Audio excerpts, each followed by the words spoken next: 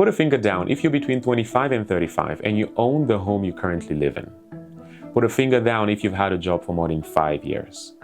Let me hopefully make it easier. Put a finger down if you own any of the music you've recently listened to.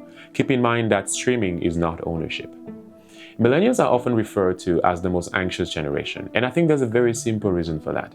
When the markers of permanence and adulthood become inaccessible, we are left suspended in a state of eternal transition. What that means is that we're constantly running after things that we are seemingly unable to get. The result is that we carry with us the emotional and cognitive burdens of unfinished tasks. We feel like we are not completing tasks because the marker keeps moving forward as we are progressing. Two concepts can help us make sense of what's happening here. The first is ontological security, or the idea that the human psyche needs spatial and temporal stability in order to function properly. In other words, we need predictability to feel safe. To a certain extent, the generation before us, our parents, our elders, had an easier access to this ontological security than us. Because for them, the markers of permanence and adulthood were easier to reach. It was easier for them to get a house, to get a plot of land, and the trajectory from studies to career to retirement was more straightforward than it is for us today. More than anything, ontological security gives us the psychological relief of finality. What it means is that the moment you own the home, it is yours. You're done fighting and saving for it. You have reached the end of that process and you can move on to something else. And it's not just about owning the home. The moment you're married, you are done with that stage and you can move on to something else. You have reached the end of a certain process.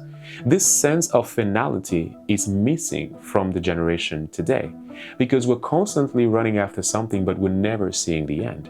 And because we are unable to see that end, we feel psychologically unsafe. The second concept we have to keep in mind is liquid modernity, developed by Zygmunt Bauman to characterize the rapidly evolving and changing nature of modern societies.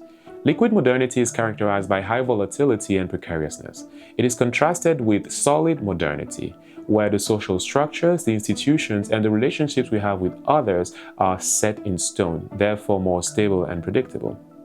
Liquid modernity requires us to be highly agile, flexible, and adaptable. But the issue with it is that in becoming agile, flexible, and adaptable, we are losing the strong foundation and markers that are in ontological safety. We no longer have the spatial and temporal markers that make us feel psychologically safe. As a result, we carry with us the emotional and cognitive burdens of feeling like we are in unfinished tasks and like a cycle is constantly repeating without ever reaching an end. These two concepts, liquid modernity and ontological security, give us the context that we need to understand why millennials are allegedly the most anxious generation. So where do we go from here? At the macro level, I think we need to profoundly overhaul the way we think and govern our societies, specifically paying attention to the role that capitalism is playing in dispossessing us, in removing the sense of ownership from our lives, and therefore removing every sense of ontological security that we may have.